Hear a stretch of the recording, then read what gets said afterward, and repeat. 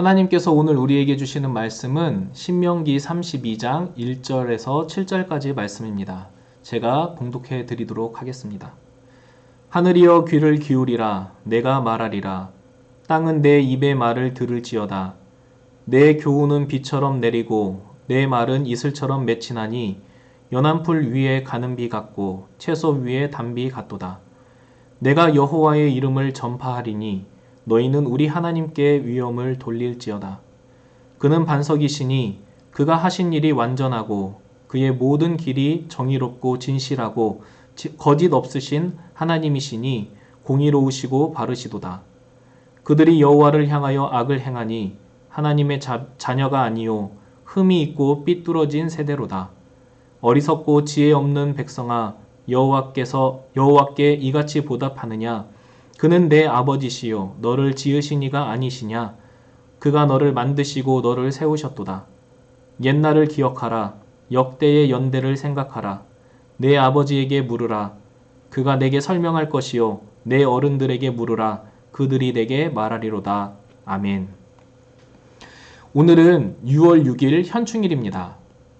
현충일은 나라를 위하여 목숨을 바치신 분들의 숭고한 희생을 기념하는 날입니다.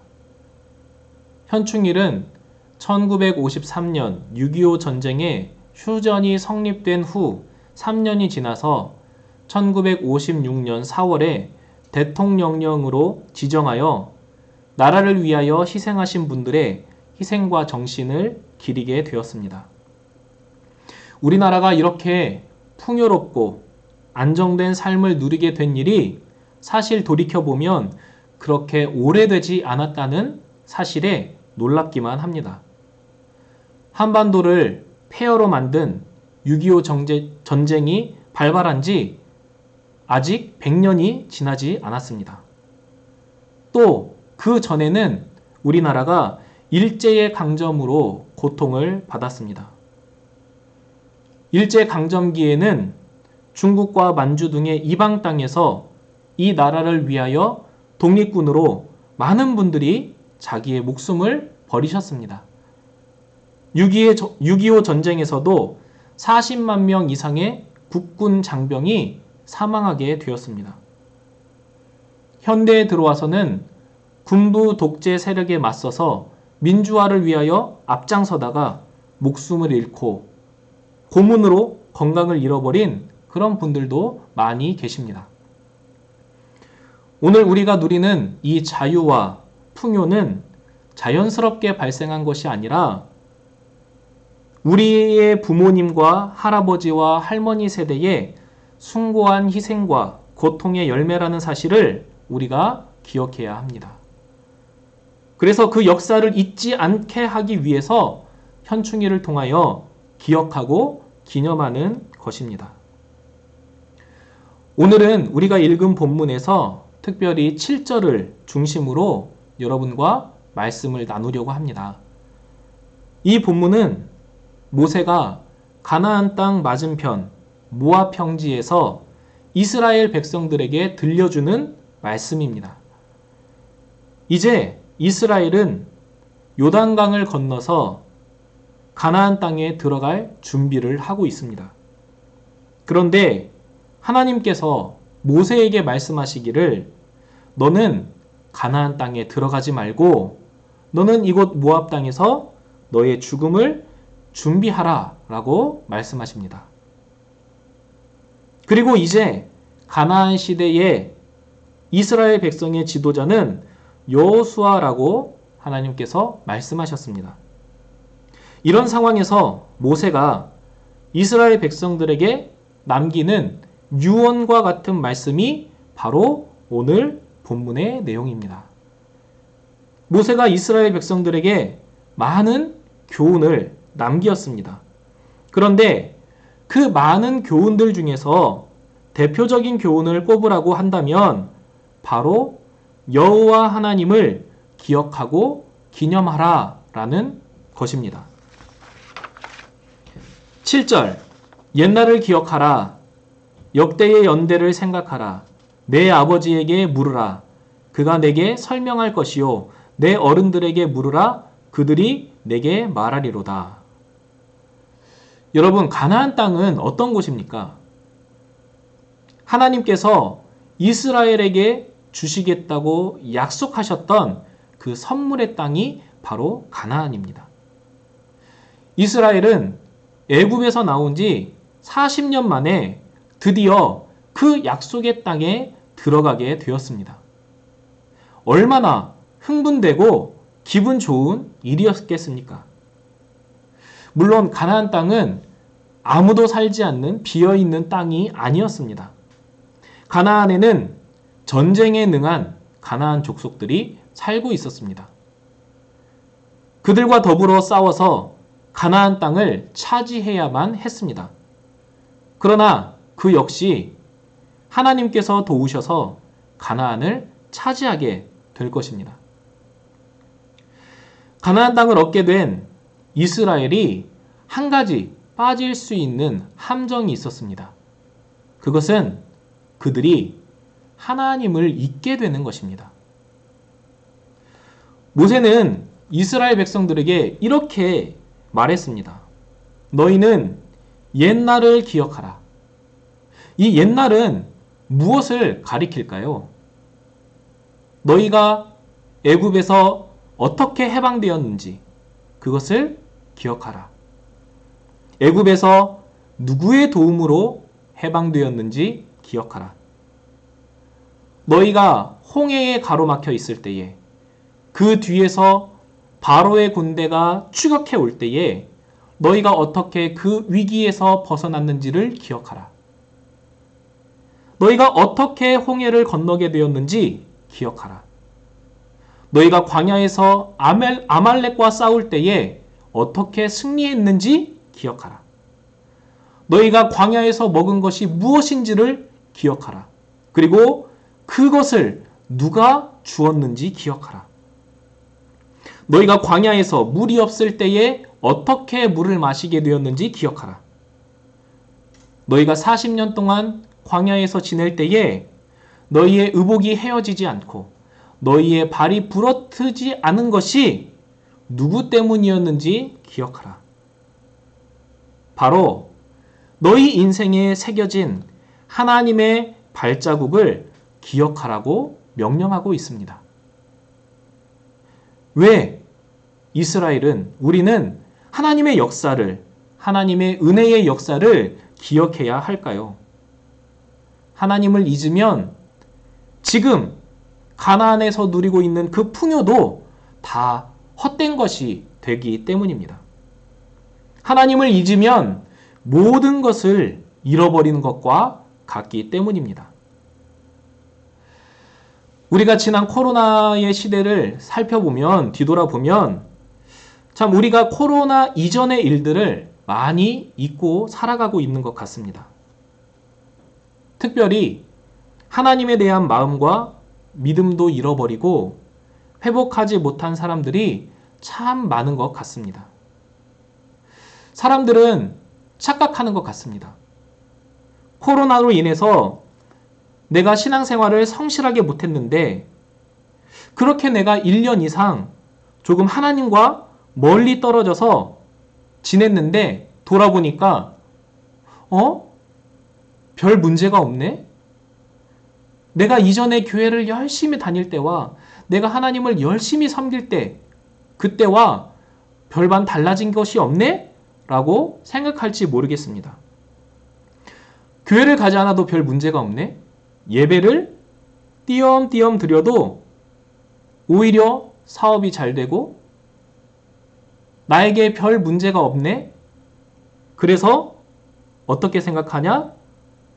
하나님이 없어도 괜찮네? 라고 착각하는 것입니다.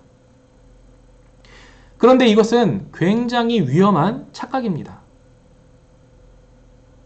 왜냐하면 하나님이 없어도 괜찮은 것이 아니라 코로나 상황 가운데서도 하나님께서 우리에게 은혜를 베풀어 주셨는데 우리가 괜찮도록 하나님께서 지켜주시고 보호해 주셨는데 우리는 하나님이 없어도 괜찮네? 라고 잘못 해석하는 것입니다. 이렇게 하나님을 오해하는 사람들은 결국 하나님을 잊어버리게 될 가능성이 너무나도 큽니다. 우리가 이제 그 옛날 일들을 기억해야 합니다. 내가 처음 예수님을 만났던 그 은혜, 내 삶의 어두운 터널을 지나갈 때에 나와 함께 계셨던 하나님의 은혜, 코로나 상황 가운데서도 보이지는 않지만 나와 함께 계시고 나와 우리 가정을 지켜주셨던 하나님을 우리가 다시 기억해야 합니다. 7절의 하반절을 보면 너희는 아버지에게 물으라, 어른들에게 물으라 라고 이야기를 합니다. 자녀 세대와 젊은 세대들은 출애굽의 역사를 경험하지 못해서 그리고 너무나 먼 옛날 일이기 때문에 잘 모를 수 있습니다. 그러면 너희 아버지와 어른들에게 출애굽에 대해서, 광야 생활에 대해서, 그리고 그 역사의 주인공이신 하나님에 대해서 물어보라고 이야기합니다. 그러면 아버지와 어른들이 잘 이야기를 해 주어야 합니다. 바로 이것이 신앙의 전수입니다. 요즘 저의 큰 고민 중에 하나는 바로 저의 어린 자녀 두 아들의 신앙생활입니다. 저희 가정은 제가 이 숭실교회에 부임하기 전에 저희가 예배를 드렸던 그 교회가 있습니다.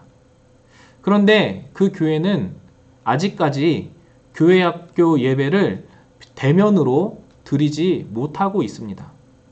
물론 온라인으로 예배를 드리고 있지만 온라인으로 예배를 드리는 것이 참 쉽지 않고 너무나 어렵다는 것을 깨닫고 있습니다. 우리 아이들도 이 어린 나이대에 어린 시절부터 예수님을 신실하게 믿고 하나님의 자녀로 잘 자랐으면 좋겠다라고 하는 그런 마음이 저의 마음속에 간절한데 사실은 이 코로나 상황이 그것을 너무나도 어렵게 만들고 있습니다.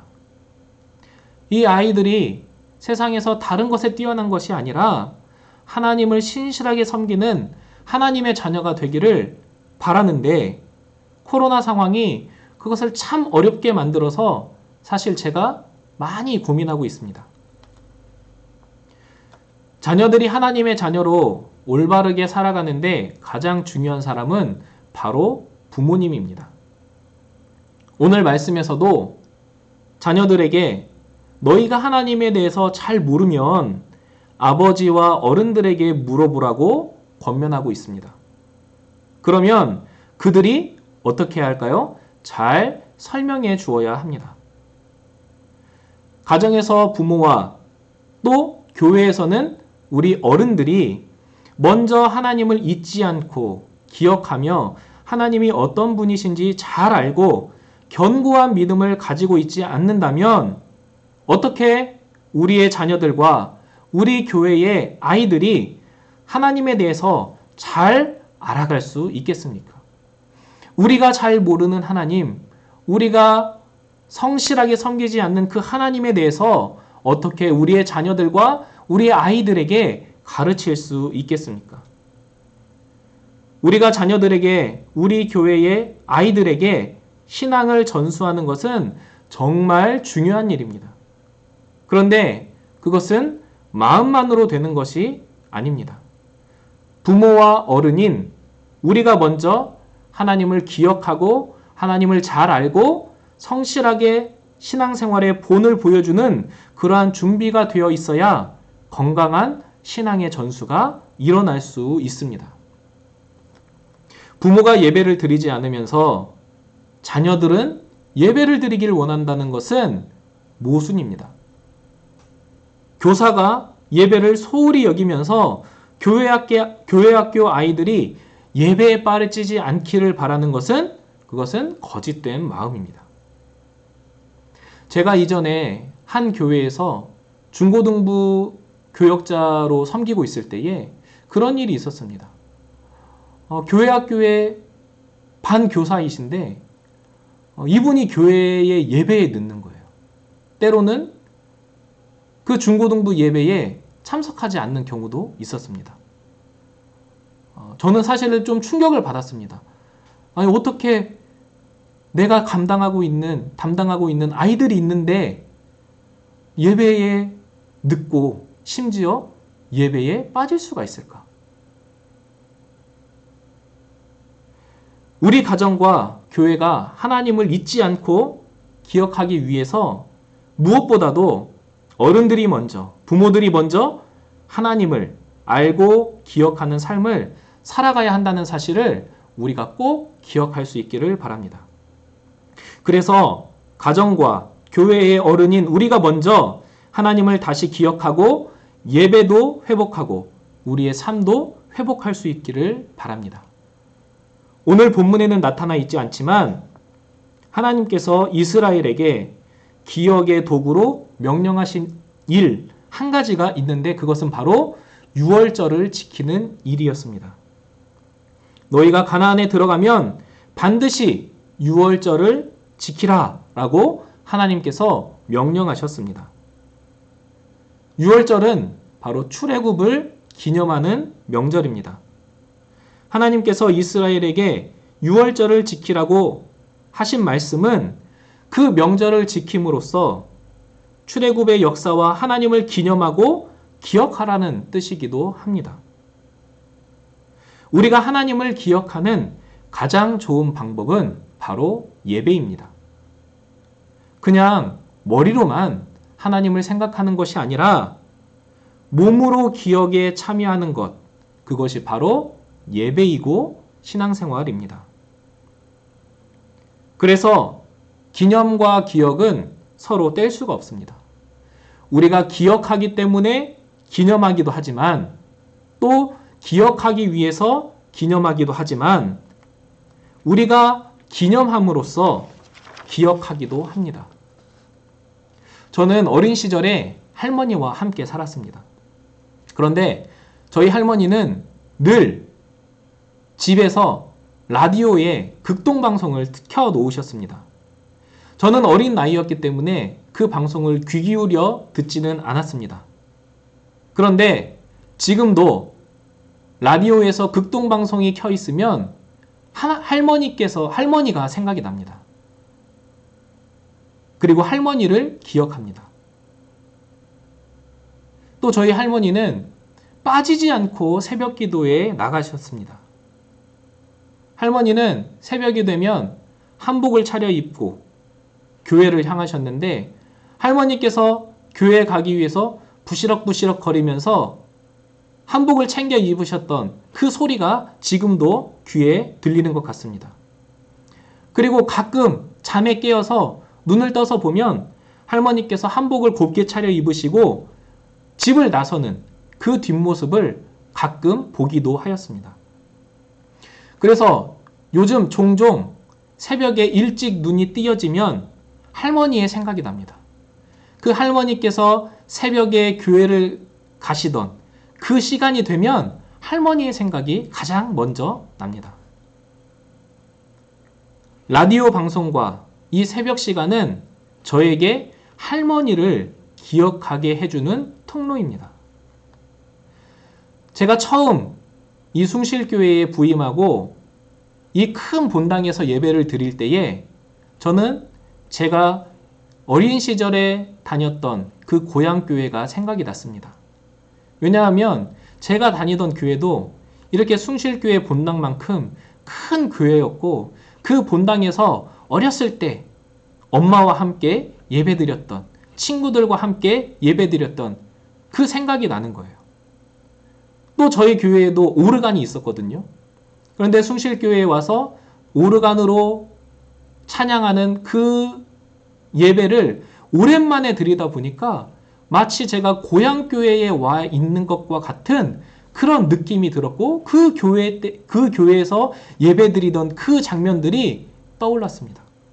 이것이 바로 기념할 때 기억하게 되는 것입니다. 우리가 하나님을 예배하면서 기념하는 것이 바로 하나님을 기억할 수 있는 좋은 도구입니다. 우리의 자녀들도 마찬가지입니다.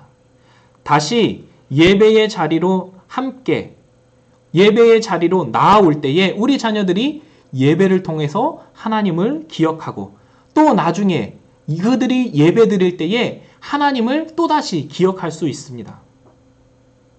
물론 아직까지는 여러 가지 불가피한 상황으로 인해서 현장에서 예배를 드리기 어려운 분들도 있다는 것을 알고 있습니다.